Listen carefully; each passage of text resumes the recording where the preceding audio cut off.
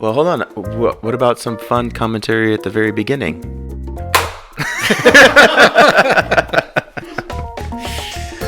Welcome to the ArcFluence podcast, where we talk about how design impacts the way we live, work, and invest. I'm Nick Caracan, your host, and with me today is my business partner and co-host, Paul Fatkins. How you doing, Paul? Good. It's good morning, nice and sunny, perfect temperature. I'm noticing an empty seat again. I know. We'll do something about that next time. All right, we'll send out a reminder. No, we're gonna take a rope and my truck and tie him up and throw him in the back and just drag him here. All right. I know it's drastic, but drastic times call for drastic measures. Nino will not be hurt during that process.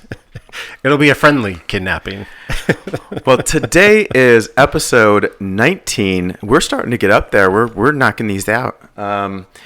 Today's topic is something that I think we're going to have fun with: vintage housing. Vintage housing. Paul, what is vintage housing? It's a good question. If you talk about vintage cars, it's like 20 years, 30 years? And you get into the era where technically you're considered a vintage or classic car. I don't know. It's a vague term, right? So I guess what we're going to be focusing in on is the vintage housing stock around the turn of the century, and all the way up to probably pre-war, so 1940s. Yeah, I'm thinking the housing that's been, sat around for a long time. It's been just not well maintained, and basically it gets to the point where it's on the market for super cheap. And you have an investor who's like, great, I'm going to scoop it up and do renovation on it. We've done a ton of projects like that. And it's usually in the 1900s, 1910s, 20s, maybe 30s. So kind of within that range of time. But I mean, technically vintage could be like 70s or 60s or 50s. Sure. Mid-century modern. Yeah. I think it's also like, we got to think about the American city. When were most of our cities started? There was a lot of cities that popped up in right around between World War I, World War II, and after. So we have these towns that have popped up at the turn of the century, and some were very interesting. If we're thinking about Ohio, Cincinnati comes to mind. I think that has one of the largest stocks of old turn of the century housing. And not only that, but they had some money back then. They were really prepping to be the super hub of transportation, etc., which Chicago ended up stealing that away at the last minute. But they have these beautiful homes with all this ornate detail and just lots of substance, right? Yeah. Yeah, there was a lot of money floating around Cincinnati. Plus you had the river and the ports and connection to the south there, because technically Ohio was the north. So yeah, it had a lot going on. And even today, there's quite a few Fortune 500 companies that are headquarters like in Cincinnati. Yeah. So I mean, Cincinnati has a great stock. Cleveland has a decent, amount of housing stock from that era as well. Cleveland was a little different though. It was more the blue collar worker and and you had the lake and the steel industry that really kicked off in Cleveland as well. And again, decent amount of housing was built during that period of time. And they also, so Cincinnati kind of calmed down and died out a little bit for a couple decades, where Cleveland kind of pushed on. And it kind of just chugged on and survived for a century, right? And basically you had these blighted areas of homes. Instead of getting renovated and rejuvenated, they just knocked down these houses and started doing larger structures. Yeah. Well, and you have to think about it too. In the 1900s, 10s, 20s, 30s, the highway system wasn't around either. So it's like the communities were built a certain way. It was still like a walkable community, and really the automobile hadn't really taken hold. And, when you get into the 50s, 60s, 70s, you're talking about a whole different ball game. Sure. I would argue that a lot of our cities are still designed around the automobile, maybe not with highway infrastructure, but...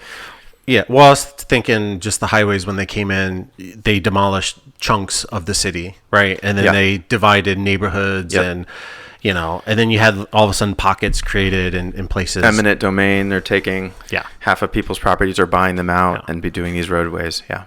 Well, and then it's also interesting, too, because you had smaller lots, more of an urban condition, right? In the 50s, 60s, 70s, the lots definitely grew.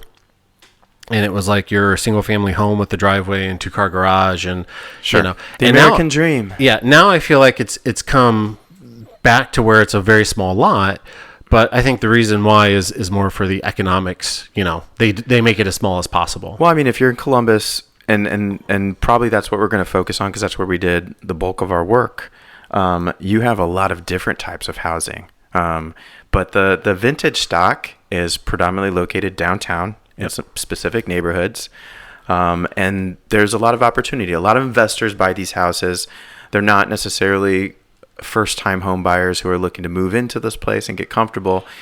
There needs a lot of work needs to be done, right? There's knob and tube in a lot of these cases. Everything, you might have some sagging in your floors.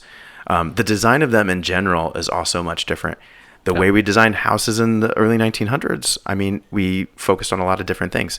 The kitchen wasn't as big. The dining room was massive. That's where we spent most of our time. We had this great dining room, separate space. And basically, that has changed. We now have spaces today where large spaces that are combined kitchen and dining together. And obviously the kitchens have a lot more function, a lot more appliances and equipment. It's a completely different dynamic. Yeah. Well, and then, so first thing on my list of things here, my little cheat sheet, documentation, right? I mean, back in the day, you had a group of guys that would just come out and build the thing, essentially. Yeah. Unless you had like a house that was, of a certain caliber, a majority of typical housing that we're talking about was just basically built and done by whoever, whenever. It's not like you had an architect, helping or drawing or anything, but they're still beautiful and have a lot of character and charm and all these things that were put into it that we just don't do nowadays. Right. It's too expensive. Yeah. These are times where 2x4s were true 2x4s. Yeah. Actually 2 inches by 4 inches. We had slate roofs. Yeah. We had all these, we had asphalt, It's funny to look at the documentation through time though, because it's like, again, all these things were done to these houses that, some of the things you're talking about, but none of it was drawn. None of it. I mean, like, as you go forward in time, you get a little bit more, now to the point where it's like we try to draw almost everything before it even gets approved. Well, I was going to say asbestos shingles, and there's just a lot of materials that we don't even use anymore for obvious reasons, right? Yeah. A lot has changed. Yeah. But, aside from the document, so it's like we come into these houses typically, and there's nothing, right? So it's like we have to do everything ourselves, and all this stuff is there and existing, and we have to find a way to document it. A lot of times these are in areas where you have like commissions that are at play. So, again, the whole community is still somewhat together because of these commissions, because they want to maintain the integrity of the community that's there. And just in case, what are commissions? Like we've talked about it before on the podcast, like the Victorian Village Commission. There's also the one in Short North, which is the Italian. And these commissions are essentially made of the people who reside in the neighborhood, and there's a set of rules that they kind of create and agree to preserve the neighborhood. Certain design standards to preserve the neighborhood. Primarily the exterior of the houses. And so when you go in front of them, you need to have it's like almost every nut and bolt, documented and shown. They want to see elevations. They want to see, what the materials that you're going to put on. They have certain things that you're allowed to use and not allowed to use for materials, whether it comes to the rooftop or the flashing or the siding, et cetera, et cetera, et cetera. I mean, up until recently, they always said, we want you to restore this. So if it has wood siding, we want to see wood siding. If it has wood windows, we want to see wood windows. Now they're starting to relax a little bit, and some of these higher end materials like composite or hardy board can now be used. It looks like the original material, but with the performance of a modern material. Yep. Versus like the old school performance. Yep. Which I think is fantastic, because if we're replacing wood siding, sometimes it's happening every 10, 15 years. That can get expensive. Yeah. Every now and then, we will get into situations where it's an older house that's not in one of these commissions. But you still have to document, and you still want to have a certain touch when you go in to do the renovation. You don't just come in and bulldoze the whole thing. Oh no. The whole point of having one of these houses is to preserve that character and still have a modern house with this elegant vintage style, right? Yeah. It's funny, when I was in Cincinnati, I actually lived in a couple of older homes, and I didn't mind it at all. I love it. it's beautiful, just these things are not made the same now as they were then. I mean, the way I approach design, like even with our interior design team, like spaces need to be collected, right? That includes your house. So like it's a story, meaning that you're going to have this modern feel, design, and function, but at the same time we have this older look, or at least these pieces or aspects of the house that are going to be vintage. Like it's layered. It just feels more homey. It feels less like a hotel, which I think if you want to make something yours, you need to have some things that aren't just brand new. Right? Yeah. Well, and it's like, again, even if you get into a situation where you have a brand new hotel, a lot of times like they'll pull in whatever they can, again, from an older era and try to repurpose things in a certain way. And I repurposed, like we knocked down our chimney because it was right in the middle of the house and we wanted to open that up. What year was your house? Yours is older, right? Like 50s or 60s? No, I think it's 20s. Oh, really? Yeah. Okay. I didn't realize it was that old. I thought it was a little newer. No. Okay. Yeah. So yeah, and you know this because the basement is 6.5 feet ceilings. Yeah. When you guys opened up so you did like a full gut to that place, essentially. Yep. Mm-hmm. When you guys opened up your walls, what did you find? I know in Chicago, they would find like newspaper from like the 20s, basically just like glued to the wall, like paper mache, and that was your insulation. We've done a lot of houses, so I mean, not specifically the house I live in now, but like we found beer cans. The drywallers would be putting up their drywall and they'll throw beer that they're drinking on the job, throwing their beer cans down the walls. So you find old phone books, for insulation. They just put newspapers for insulation because I know in Chicago there was newspapers, and again, like from the 20s and, they would just like slap it on the wall. Sometimes you find nothing and these houses aren't insulated at all. In fact, that's probably the majority of the case. Sometimes, we find termites. And we're like, oh, I'm really glad this is standing. It probably shouldn't be. And we have to replace all these members. And of course, then we have to like take into account the new codes when we're rebuilding these walls. I think that's an important thing to note. When these things were built, we talk about some of these things like phone books and newspapers. I mean, there were standards back then. There were some standards, but to the extent around the country that there were standards, it was very minimal. And then even then, like the amount of enforcement was very minimal.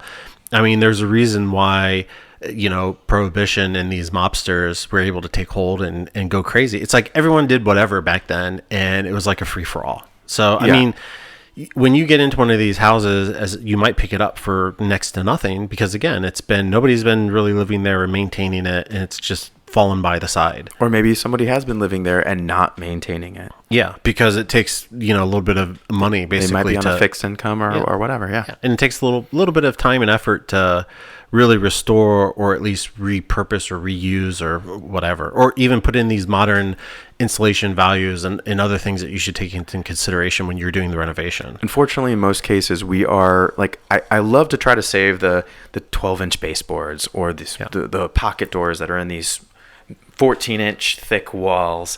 There's certain elements. If there's any like stained glass windows, we want to save those. But unfortunately, the stair railings are never up to code. The stairs themselves are usually not up to code. Well, sometimes you don't even have them. They're not even the same. It's like one step is 6 inches and the next one is 7. Yeah. And like, of course, back then we had these attics that we could walk up into. However, they weren't meant to be habitable. They were meant for storage. Now we want to make them habitable. So we have to go through the attic conversion process. Yeah, they would people would do whatever, and they just throw a bed up there, and okay, great, it's a bedroom, even though really it's not. It's not safe to occupy. Another thing too is like, you'll buy a house that's from the turn of the century. It was probably renovated within the last 100 years. So maybe it was renovated in the 50s, and you have. Or the 40s, you have asbestos shingles or tiles in the kitchen, or so you have these layers of renovation too that you also need to go through. Sometimes you need to see what's going on, at the framing, and you have to tear off 2 layers of tile or this or that. Sometimes you drywall right over the plaster. Like, we found lots of interesting things where we'll gain, 5 or 6 inches in rooms just by like going down to the studs and then properly insulating the space and putting up new drywall. Was it Elsa? Didn't you find like a space that was like just walled. It was yeah. like literally we did all the measurements and drew everything out, and we're Small. like, wait, there's a small area over here that's walled up, and it's a negative space. It was like a large closet. Yeah. And it was just walled up and empty. Yeah. You were hoping to find treasure inside, right? I didn't find any treasure. Yeah. At least you didn't find anything, suspect in there. I feel like most people hid their money in their mattress and not their walls. I mean, you never know. It's just odd, right? But like you said, over time, people do whatever, layer in renovations sometimes. So, yeah. There was also, again, same project. There was also other discovery you found too, right? Didn't you have issues with was it the framing or was it just the... Well, one house we gutted, and then we realized the framing was bad. It was actually an addition that was done in the 50s that they added on to the original footprint of the smaller house. We had to tear it all down. We had to do a new foundation. You mentioned termites. Was that the one with termites or no? It had some termite damage. It had bees too. Lots of bees. Yeah. Yeah. Okay. Carpenter bees. Yeah. And what did that do to your budget that you had planned? It added about $50,000 to the budget. And the overall budget was what, like 150, 200? Yeah. That one we got really lucky, and man, we got really lucky because the house turned out so good. Like, it turned out unbelievable. And then my partner on the project, she's like, I want to buy it. So we gave her the equity off of what we would have done to split. Yeah. We came to an agreement on a fair price, gave her equity out of it. She ended up buying it out for, a really great price, and she loves it. It's a beautiful home. And yeah, we nailed it. Yeah, but I guess the reason why I was kind of prodding you with those questions, whenever you get into these older homes, you should always, always, always budget. I don't know, what percentage would you say? At least 10%? I used to say 10%, but sometimes you just don't know. Yeah. And that's the thing about new construction. It's like, there's no surprises. We just build it. We design it. We build it. Here you go. Well, of course. I mean, right. It's, you know exactly what you're getting into. Right. You know exactly what X costs for material and X costs for labor. And you're probably spending more money. Foundations are very expensive. But at the same time, sometimes you can get lucky on these full guts. And sometimes you might have to rip out part of the house, tear down part of the house and rebuild it. Yeah, I would say if you can engage either someone on the design side to take a look at things before you get into it, or even if there's a contractor that has experience working on this era of home, or somebody that has basically done it before, to come out and actually look at what's going on. Well, I think the other thing you mentioned, like additions too, like you said, throughout time, like things happen. And so especially when you have an older home that has an addition, I think those are definitely red flags that should be thought about very carefully before you get into the project. Sure. I think that's also why those houses are discounted. So like, you have to go in there assuming like this is the chance you're taking. Like, we might have to tear this down or rebuild this section, or we might find termites, or there's just going to be some unknowns that we're assuming we have to replace all the equipment, all the walls, like all these things. Oh yeah. So I mean, granted, if I like to preserve wood floors, like I love the old floors, like that's one of the big selling points in a vintage home. So if we can preserve that, I always want to do that. Sometimes we have to take them up, save as much as we can, and then put them back, which ends up being very expensive also, but we're still maintaining that character. Yeah. I can't think of a home that we've done from this period of time where you're reusing anything beyond like the floor, some trim doors, and maybe some like you said, if it's like some stained glass window or something that survives. That's about it. Yeah. I mean, literally everything else is going in there new. You're right.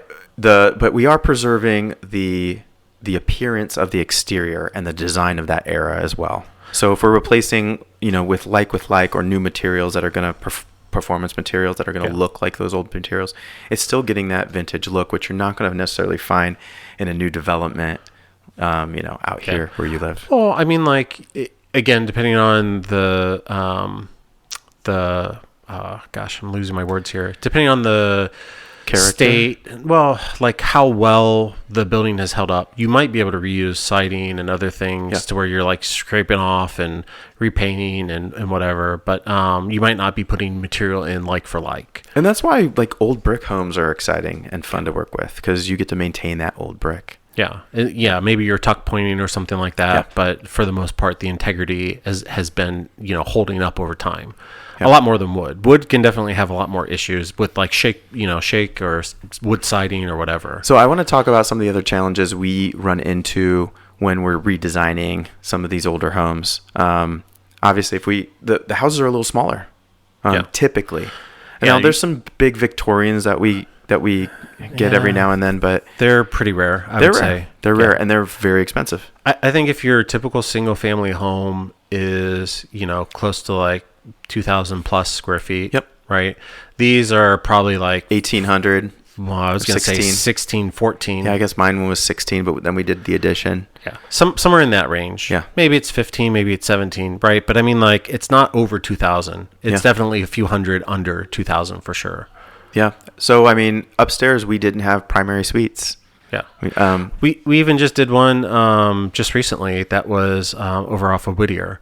And on the auditor's website, it had like 2,500 listed. Well, like, this house is not that big. Where is that coming from? We're like, okay, we add everything up, and I get 1,900. Like, that's it, 1,900. Wait. And it had an addition on the back. So what was the basement? Was it like 700 or something? Basement was like 800 or something like that. Did that match up? Were they counting the basement? Well, if you added the basement in, it was close, but you were still like a couple hundred short. That's so weird. Yeah. So like, don't trust the auditor's site, I guess. Have your architect check the numbers, yeah. Well, in this particular case, we did them a big service because you're paying taxes based on the square footage of what's on record, right? So now you can call the auditor's site, say, hey, I want a reevaluation. Yeah. They did count the porch, by the way. So on the auditor's website, just for our listeners out there, they actually, if you go into like the sketch section, they should break down what the livable square footage is. And they'll list out the rooms, and they'll list out their measurements they have, if it's 20 by whatever for whatever footprint, and it'll list stuff out. They had the porch listed as a livable. Yeah. And I'm like, what? Honestly, it doesn't even matter where you live. Now that real estate is, and just values are increasing everywhere, right? Yeah. Inflation in general is up. So we're getting, these larger cities are now getting audited for tax purposes more often. I think Columbus was like every 2 years now. And you can challenge these estimates.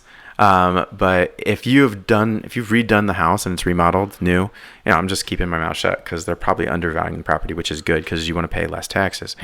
If you haven't redone the property, if it's like dated and kind of it's original, maybe it's a rental that you have, and they want to come back like, we're doubling your taxes. Well, it's really not easy to double your rents, right? And you don't want this to impact your bottom line. So you can challenge these evaluations and say, hey, look, this is not right. And also, depending on where you are, like there's different tax abatements that you can apply for. If you're putting, $150,000, $200,000 into a house, you can, certain places you can get abatement for 15 years. 15 years. 10 is very common, but there's 15 in some places. Yeah. Yeah. So, I mean, like, by all means, like, square footage is very critical to get right, and then to apply for these abatements for sure. Yeah. But, again, it was just funny to see that discrepancy, But so we get into the homes that are smaller square footage. So smaller bedrooms, smaller closets, no primary suite, smaller kitchen, smaller dining, smaller living. Well, not smaller dining, bigger dining.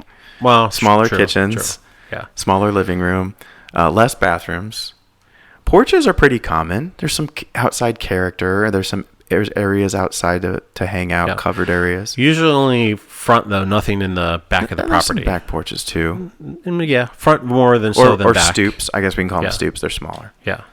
But typically they're covered, which I like. Yeah. We see less like actual covered porches on modern houses unless you're going on the higher end of things. Yeah. And whenever I'm outside, I like to have these zones where we have patio and sunlight, we have covered area, perhaps some screened in porches. So, and these are all things you can modify, on these older homes if you have the budget. Yeah. Well, it's like, again, stuff like that, sure. But you're still dealing with your footprint, whatever it is. So you can't really, again, you kind of got creative with how you guys approached your house when you did the renovation, because it wasn't an addition you did. You kept the same footprint, right? No, we did an addition. Did you? I thought you only modified the upstairs. So we did 2 additions technically. We did the big dormer upstairs, which allowed it to be... But with over the same footprint, right? No. Well, that addition, but then we also added an addition in the back. Okay. So I didn't realize you extended back too. So we had a porch that went all the way across the back, the whole length. And what we did is we bumped it out a little bit because the basement actually extended. It had a little coal where they had the coal furnace way back in the day. Yeah. So this little coal room.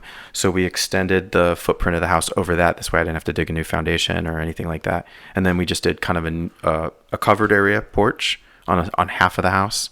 And then we did this big deck that spanned off of it. And then a patio space after that. Yeah. And so what was your square footage you gained? Like 200, 300? Yeah, it was about 200. Yeah. Honestly, it's funny too because the big dormer we added up top, we gained like 50 square feet up there, but you have head clearance, and so now 300 or 400 square foot is actually functional. So we gained a lot of function out of that. Whereas, this house before upstairs was like this big closet, a bathroom, and this big room, one room, and now it's 2 bed, 2 bath. So we have 2 primary suites upstairs. So we just gained a lot of function up there.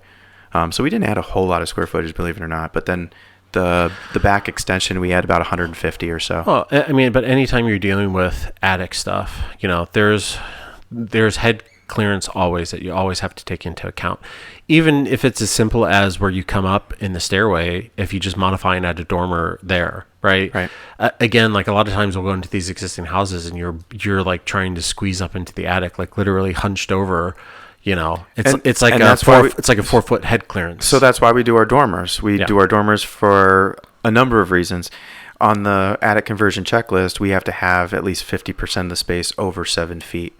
So unless we want to really shrink that space and bring in those knee walls, which I don't like to do because then it feels claustrophobic, we need to add a dormer or something that's going to bring that height. And then we don't even have a flat ceiling. We keep everything cathedral. So now we have to do spray foam for energy efficiency. There's a lot of things that go into it, but at this point, it's worth it because we're getting so much value for square footage. I don't want to put it in the basement, and it's still cheaper. It's still cheaper than adding an addition in a lot of cases because you're not doing foundation. Yeah, your basement you cannot add.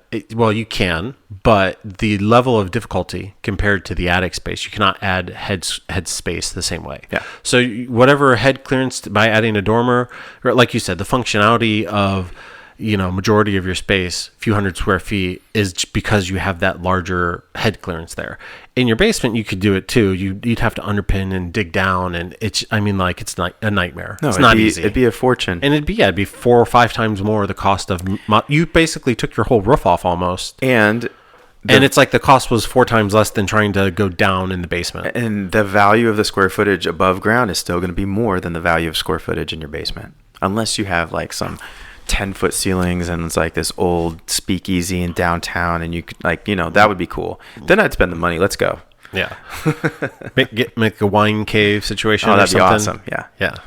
But yeah, the majority of properties are not going to have something like that. So yeah, or not without significant investment. And we need to be mindful of what we're spending unless this is your forever home and you don't care. Yeah. Well, again, a lot of times it's investors, right? Yeah. Looking to either turn it into a rental property or flip it. Or just savvy young homeowners who are like, we love the city. We love to walk to bars and restaurants.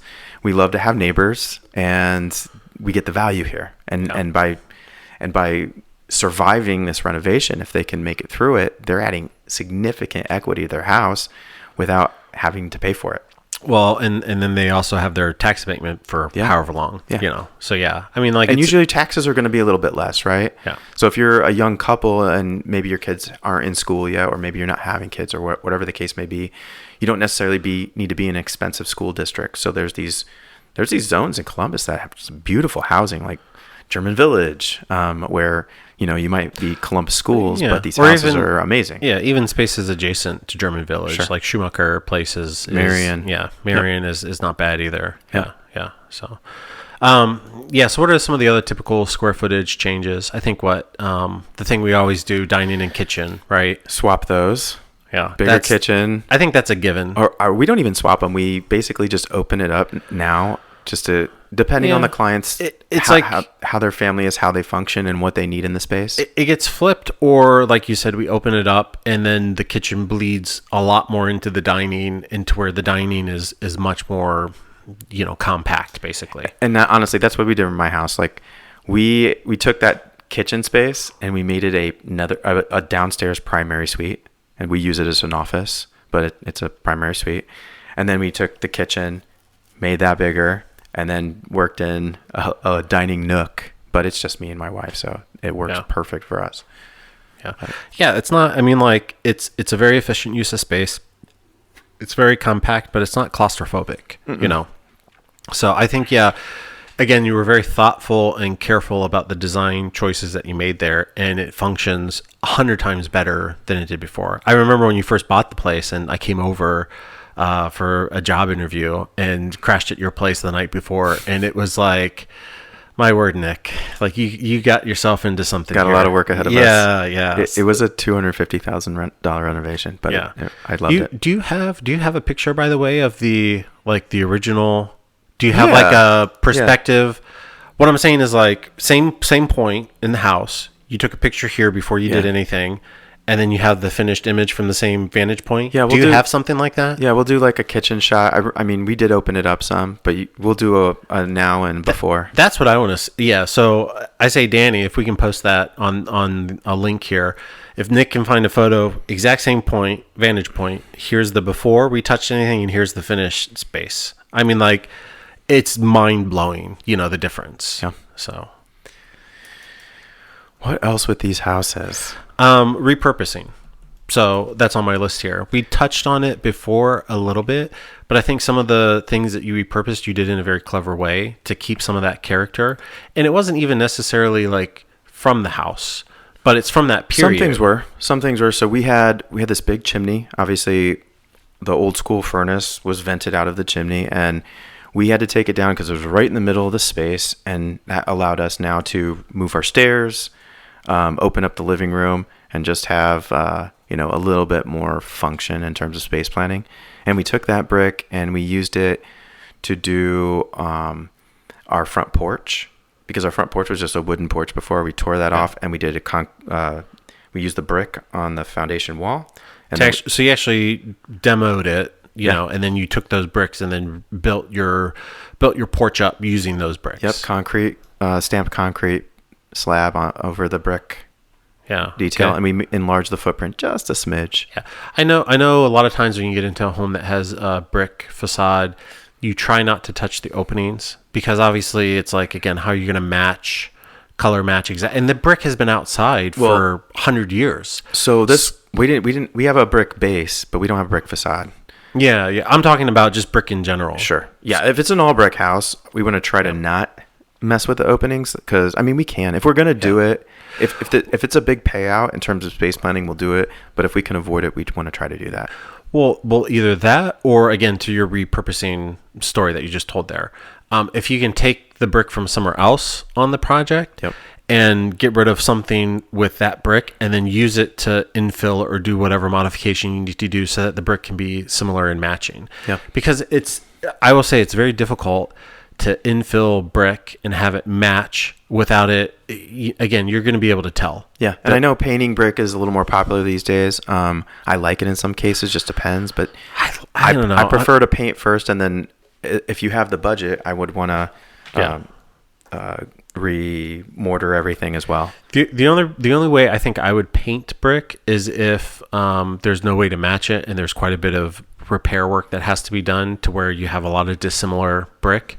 Then it's like, okay, paint it really depends. The only brick we've painted would be on our fourplex, and that was built. It was built post, like, and it was, I think it's mid to late 40s. Yeah, I'm just, for me, it wasn't the prettiest of brick either. Yeah. So it just depends on the brick also. That one too is like, you wanted it to stand out too, right? Was that part of the reason? Yeah. There are also multiple units that looked exactly the same, and we wanted it to stand out on the street and be its own unique thing. Yeah, absolutely.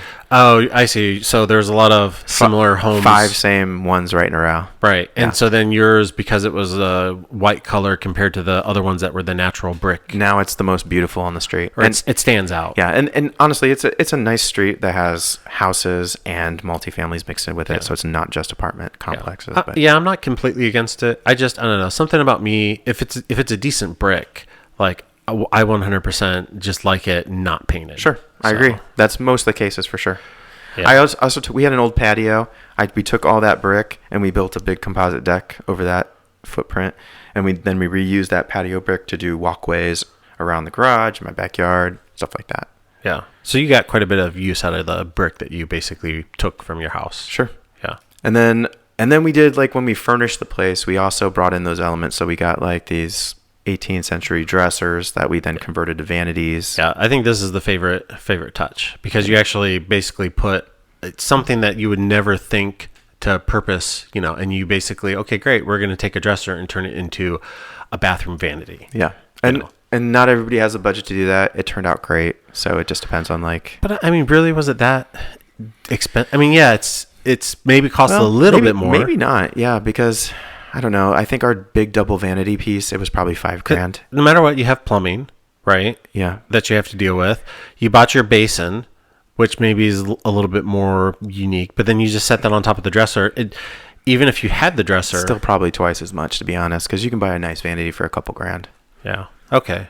So the cost of the dresser was quite a bit to source that? Yeah. Yeah. Yeah. And then we did wall mounted faucets and their waterworks. And so, I mean, it really depends on your finishes. You can go as high as you want these days. Yeah. So, what else? The only other thing I think we have not touched on is structural differences.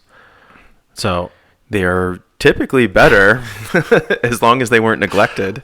Well, yeah. I mean, again, like we talked about, a 2x4 is actually a 2x4. You have like hardy, beefy pieces of lumber. Yeah, the wood they used to build those houses were from trees that were hundreds of years old, super dense, and the members were bigger on top of that. The pine that we're buying in the stores today, it's more sustainable, it grows very fast, but it's just not as strong. I mean, I would say it's like... Well, even moisture content. So over time, wood tends to dry out. And again, as long as you don't have like massive water intrusion and termites and other issues with the wood, as time goes on, these houses are actually getting stronger because the wood is drying out more and just becoming more rigid and more robust. A lot of the modern lumber, it's kiln drying to a certain point to where it's good enough, and then they put it on the shelf to sell it. Right. So, yeah, I mean, like, again, you get into situations where you have load-bearing stuff that you maybe have to rework, right? Because they didn't have like big open spans necessarily back then. They had a lot of load-bearing walls.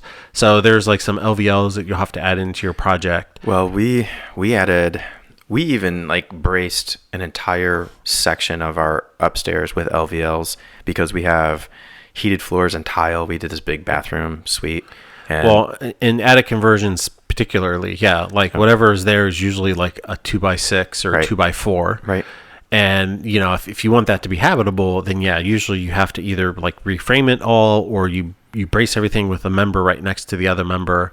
And it's a big, beefy, engineered member. And I will tell you this, there's so much more value than just being up to code. I'm doing air quotes because you're getting more rigidity out of your floors if you're bracing these LVLs. I didn't have to tear out the whole floor and then reframe it with bigger members, which means I have 10-foot ceilings on my second floor, 9-foot ceilings on my first floor. I didn't want to sacrifice that. I don't like flex. If there's a couple people walking across a larger span, your floors can flex. And there's sometimes they do it within safety. It's not necessarily a hazard. But there's actually code. It's like L over 360 or whatever. So depending on the length, you divide it by a number, and then there's a certain amount of deflection that's permissible within the code. So to Nick's point, this will minimize that, which is great. Yeah, you can have a brand new house, and you start walking on the floor, and you actually feel it bouncing a little bit because it's deflecting down a certain amount. And that also causes creaks and stuff. And on older homes, it might even be more profound when you're walking across the floor. So by bracing those floors, we get rid of that sound. We screw everything together tight. And then if I'm doing like heated floors like we have in our bathrooms, and then tile, like we have marble floors. So I don't want that cracking, right? So if we make that as rigid as possible, it's going to minimize cracking with your grout. It's going to prolong the life of your product. So if you're spending more money, obviously you want it to last longer, right? Oh yeah. You don't want to, dump $50,000 into a bathroom area and then have your tiles cracking because stuff is shifting around. And then live with those cracks because you don't want to replace it right away, and then have to redo the whole thing in 20 years anyways. Yeah, or 5 years. Yeah. What was the project we did where they had? We started this one recently. It's the multi-unit building, the floors. How long did before the floor started to sag and actually like the joints were popping. It was only a year. Yeah. So after a year, because the conversion really wasn't done properly, the work wasn't done properly, there wasn't thought put into the structural components that were supporting all the stuff they were putting in the space. You know what it was though? You know what the straw that broke the camel's back? There's an island in the middle of the kitchen. Kitchens and cabinets way more. And then we have 4 people sitting at the island and all our appliances, and it didn't handle it. And it even think about the storage. All the storage you put inside, stuff inside the cabinets and all that adds up. Yeah. Yeah.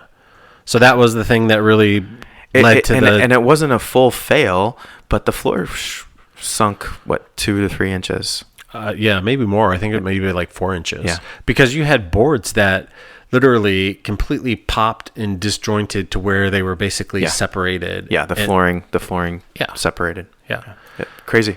So, and to your point, a year. A year. So if you're putting money into an investment, you want to make sure the structure is sound so that you don't have issues of things creeping and creaking and popping and cracking and sagging, The sad part of it is really on this particular one is the rest of the house was already done. So now to have to go back in and redo this, you're disrupting everything else. You're disrupting everything else, your business. Not only that, but things are more expensive now. Code's more stringent now. It's a nightmare. It's a nightmare for a homeowner. Yeah. So it's like, if you're going to do it, get your team on board, right? That knows what they're doing. Get people who've had hundreds of houses under their belt, whatever, right? And make sure that you're doing it right and taking care of it so that you don't have an issue in a year where it's, like you said, it's an absolute nightmare. Yeah. So I'd say that's like the number one thing that I would advise. Just make sure you get somebody that knows what they're doing. Yeah. So, I think that's a good place to wrap up. I don't know, unless you got something else, Nick. No, I think I just want to press that people will pay more for these vintage homes, because there's limited stock. Like Columbus, for the size of the city it is, doesn't have. We have some beautiful homes, obviously, but and when they're finished and beautiful, basically. But Victorian Village and the Short North and Old Town East and German Village, Marion, we have stock, but if you look at it per capita, it's not that much, right? So it's kind of limited on how much you actually have. And to replicate something like that as a new build is very expensive. Oh yeah. I can't think of an example where somebody's replicating like for like what was done back then. People don't do it. I mean, even to refabricate the look of it is still expensive. If they want that, they're buying a house that already has it and they're restoring it. Nobody is building it from scratch. Yeah. I think so. It doesn't make sense. Now that we got this rezoning in the Short North and some of these corridors, they still want to keep that same type of look and feel. So they're designing some modern apartment buildings with some of these elements, but it's the modern spin on it. Yeah. It's I don't know. Sometimes it can be kitschy, not really appropriate or just doesn't look quite right. What's the Dodge Charger? You know how the new Dodge Charger, this boxy, sexy, but old school. It's like a nod to the old model. Yeah. They'll do that. It still looks like a new car. It's still awesome, but it has some of the older elements that they did, in the 50s or whatever. Yeah. It's like the Mustang did it too, yeah. Right? Like they had their vintage rebirth, and then same thing, they had the Thunderbird they did that with, and Dodge. So we might see more of that because that's still desirable to a lot of people. Yeah, Dodge and Chrysler did it too. So I mean, there's even Volkswagen did it with their Beetle, the modern Beetle.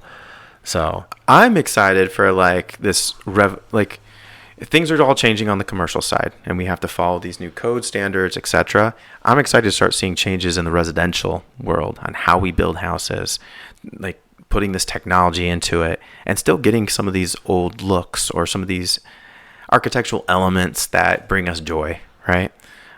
Instead of just having a box. I think we're starting to move in the right direction, but housing's really expensive. So I think we've reached it may be a sweet spot where housing's expensive anyways. So if we're spending this kind of money, let's make it meaningful, right? Let's do something it's not just this boring box that's repeated over and over again.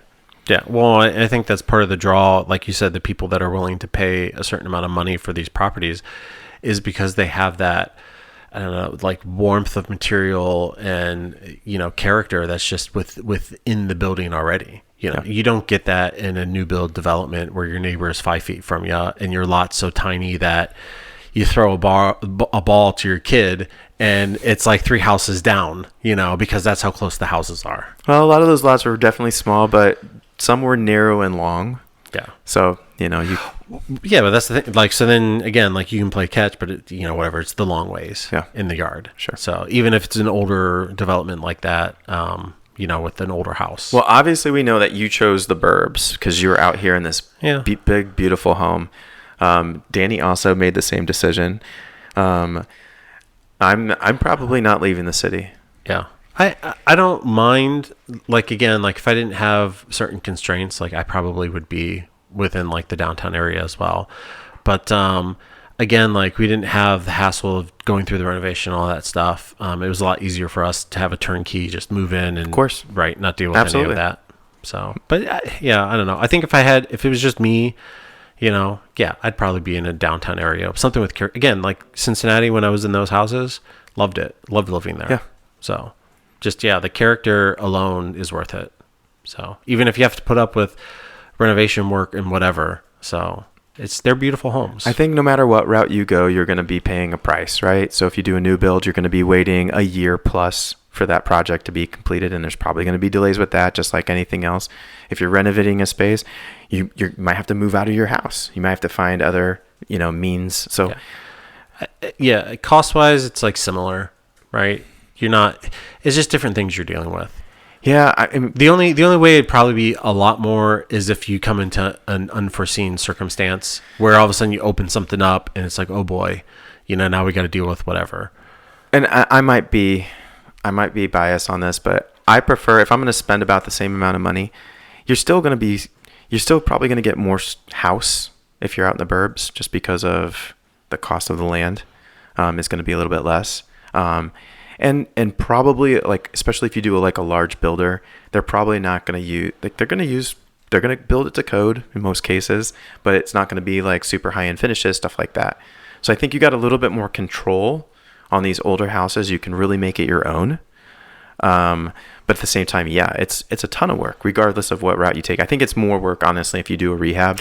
Yeah. Because there could be surprises. It's not every project is different. Whereas if you're a developer, you're like, this is the house, this is the house, this house. These are the upgrades. Choose the ones you want. Yeah. Whereas every older home is different and unique in most cases. Yeah. Well, it's like, again, if you're going the more modern burb approach, you're just working your job. You show up and you buy the place, and there's not really much you put into it. And you can do the same with an older home if somebody does the work. Right. But if, like, you did the work yourself and you were managing the project. And so it's like, what was your timeline like overall? Oh my goodness. Should we even get into it? No, let's not. I'm sorry to make you relive it. 3 contractors later. No, it was, well, you were managing it, project management. So again, well, not at first. And then I had to, I was kind of forced to because, but also, like, again, like money wise too, like that saved you some money to step into it more. Sure. It sure did. So it's like, again, for me, it's just, I couldn't, so that's why I ended up where I ended up, because I couldn't afford to put that much time and effort into it. And your specific development ended up blowing up, and it was a really smart investment for you. Yeah. Yeah. I don't regret it. If I had my choice and it was just me, I'd probably be somewhere else, but it is what it is. So, and you can always make a decision to move down the road should you choose. Yeah. I could also just buy something. I'll have to talk to Ina about that. Well, I think that's a good stopping point. If you guys have any questions about old housing stock, or you want to redesign your old house, give us a call. Or looking to invest. Yeah. Like I said, in the future, maybe I'll buy an investment property. Yeah, So. I hope so. Yeah. What do you mean maybe? Stop saying maybe. You're definitely going to do that. Well, an older investment property. How's that? Okay, fair enough. Specifically the housing that we just talked about, right? Perfect. Right. Yeah. Not just in general. I'll definitely buy a house that's an investment. We might actually buy an old house together and make it our office. Yeah. All right. That works. But I want to buy something myself. Okay. All right. Yeah. You can do that too. Yeah. That's what I'm saying. Like, I got to talk to Ina about that. All right. Well, I think this was a fun conversation. Ina. Yeah. I think this was a fun conversation. We're going to stop there. We will see you guys in 2 weeks, and enjoy the rest of your day. This has been the ArcFluence podcast. Please subscribe on the platform of your choice and leave us a review. We'd love to hear from you. As always, you can get more information and additional content on arcfluence.com.